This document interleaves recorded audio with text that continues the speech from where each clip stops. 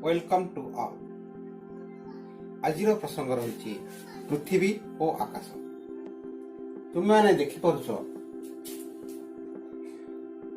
ये सूर्य चंद्र पृथ्वी रही एम समस्त ओजन अच्छी।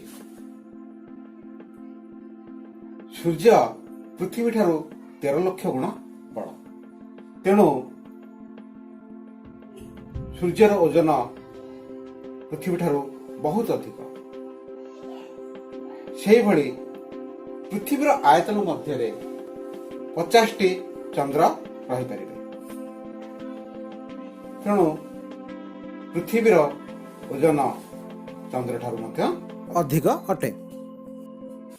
सूर्य चंद्र पृथ्वी एमानकर समस्त आकर्षण बल अच्छी। यही आकर्षण बल द्वारा परस्पर अन्य मानकु निज आड़क आकर्षित करता। पृथ्वीर आकर्षण बल चंद्र ठारू 6 गुण अधिक। तेणु चंद्र यही आकर्षण बल द्वारा आकर्षित होई पृथ्वी चारिपटे घूरी बुले। से भली सूर्यर आकर्षण बल पृथ्वी और चंद्र ठारू बहुत अधिक होइतिबारु सूर्य चारिपटे आम पृथ्वी एवं सौरमंडलर अन्यान्य ग्रह माने मध्य घूरी बुलती। पृथ्वीर आकर्षण बल को माध्याकर्षण बल एवं सूर्यर आकर्षण बल को महाकर्षण बल कहुए। एबे आस आमे तारा मान चिन्ह। राति आकाश तारा मान को देखा बहुत भल लगे। यही तारा माने कौन केवल राति देखा जाती दिन बेले न था। एमाने आकाश सर्वदा था किंतु दिन बेले सूर्यंकर प्रखर किरण जो एमाने आमको खाली आखिरे देखा जाती नहीं। यही तारा मान को जदि आमे भल भाव निरीक्षण करिबा देखिबा केतक तारा छाड़ी छाड़ी रही था एवं केतक तारा दल भितर था। यही तारा मान को आमे तारका पुंज बोली कहि थाउ।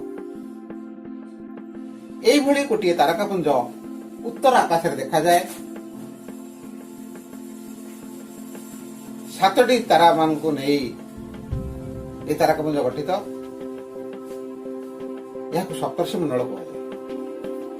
सप्तर्षि मंडल नक्षत्र मान नाम है क्रतु, पुलह, पुलस्त्य, अत्रि, अंगिरा, वशिष्ठ, मरीच। एवं जो वशिष्ठ नक्षत्र देखुच ता पाखरे गोटे छोटे नक्षत्र अच्छी तार नाम है अरुंधति। आकाश रे थिबा समस्त नक्षत्र उदय एवं अस्त जाती किंतु गोटे नक्षत्र केबे उदय और अस्त हुए ना।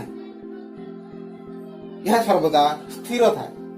यही नक्षत्र नाम ध्रुवतारा। तेबे ए ध्रुवतारा को आमे किभली चिन्हिबा?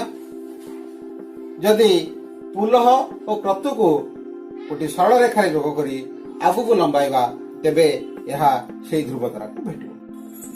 ध्रुवतारा चारिपाखे सप्तर्षि मंडल घूरी बुलती। आग काल जलपथरे जो मैंने यात्रा करथिले सेमाने दिन बेले सूर्य एवं राति ध्रुवतारा को देखी निजर अवस्थिति जान पारथिले। तेबे मु आशा करिबी आज तुमने आकाश चाही